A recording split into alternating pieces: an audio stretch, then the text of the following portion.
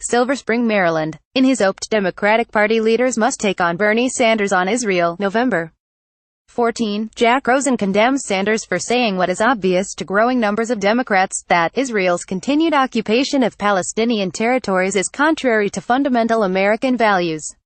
Democrats don't need Sanders to convince them of this truth. It is blatantly clear, and it should be of great concern to all friends of Israel and all concerned with Israel's security, that there is a growing values gap between Israel and the United States. It's about more than just the Palestinians.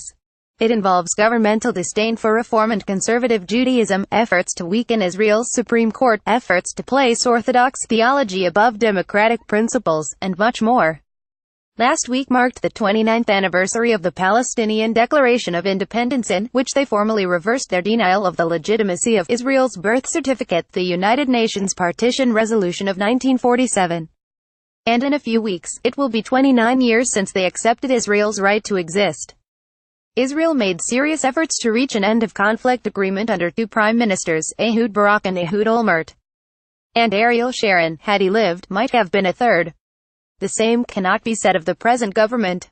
Prime Minister Benjamin Netanyahu is now in his fourth term, and he has yet to put forward a peace plan that he is prepared to sign. Israel's real security lies in making peace with the Palestinians. It is not Bernie Sanders who is anti-Israel, it is, very sadly, the current Israeli government. Jerome M. Siegel, President, the Jewish Peace Lobby. Not feeling a draft. Staten Island. I wanted to let voicer Rosie Stein know that there was no draft at the time Barack Obama would have been eligible. Bill Clinton had an educational deferment from the Vietnam draft and was a Rhodes Scholar. That's something Donald Trump would never be accused of being. Ellen said. Honey Open Door Policy. Brooklyn. To voicer Evelyn Zorovich, as someone who says she is lucky to be a native-born New Yorker, I am amazed you would want to prevent others from coming to this country to have the opportunities for a better life that your immigrant ancestors came here for. I see you live in Queens, which has the largest foreign-born population of any county in the country.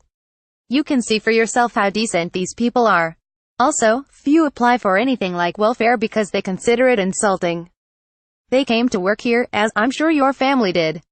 I am also sure you are glad nobody proposed closing the door when your family was coming here. Natalie Goldman. Bye-bye, Melissa. Brooklyn. Comrade Wilhelm de Blasio was re-elected by Democrats despite President Trump and the Republican Party. The only good news for New York is that City Council Speaker Melissa Mark Viverito is gone because of term limits. Goodbye and good riddance. I won't miss that angry face. Too bad de Blasio can't follow her. Teresa Pagani. Wrong choice. Middle Village. Let me get this straight, even this left-leaning newspaper would not endorse Bill de Blasio for mayor. But you liberals voted him in rather than a smart woman like Nicole Maliotakis because she voted for President Trump. Great. This guy de Blasio is just as crooked as Hillary Clinton.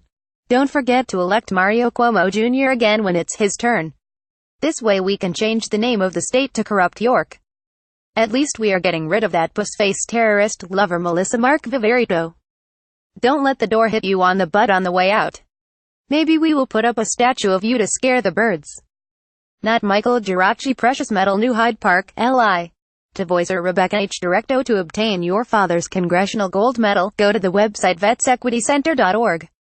From there you will be able to download a form, fill out and submit.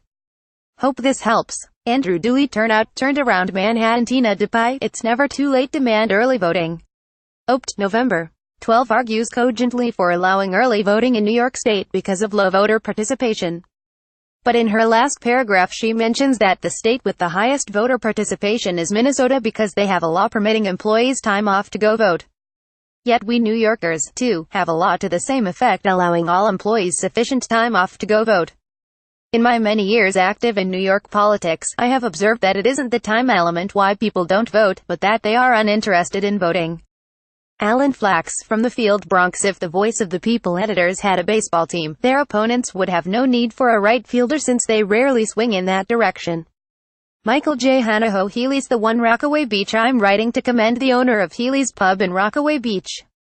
A Vietnam veteran, he held an NFL-free Sunday on November 12. The pub had a hot buffet, a packed bar and, most importantly, no football. Kudos to Healy's Pub. Dennis McLean. Wrong place. Levittown, LI. The current occupant of the Oval Office, what's his name, is obsessed with the concept, America first, so myopic that he fails to see America's place is not above but among all the nations, united, in restoring Mother Earth to health, for the sake of our posterity. Ben Calderon, stop the presses. Belleville, NJ. Stop promoting mass murders. November 12. These killers are getting too much media coverage. The killers doing this harm should not have their faces on every newspaper and in magazines like they are someone important. The paper should write that a person with mental problems shot up a church or a club or drove a truck down a bike path. That should be all the coverage these people should get, no names and no pictures. Paul Jones, see through this plan. Whitestone, dear Donald, whatever happened to plan A, the wall?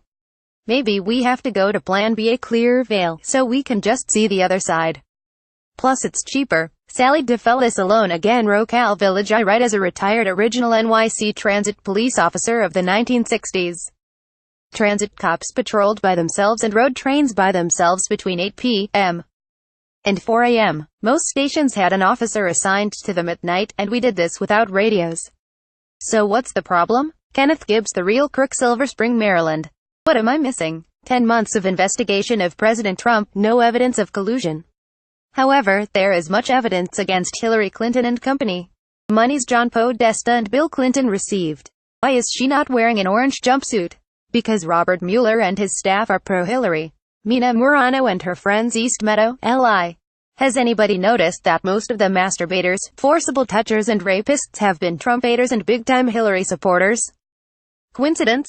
I think not. Louis J. Barbone, Unholy Conduct, Hardwick, NJ. Time to listen to Mailvix column, November 5. I read Linda Stasi's columns each week with interest. Sometimes I agree, sometimes not so much.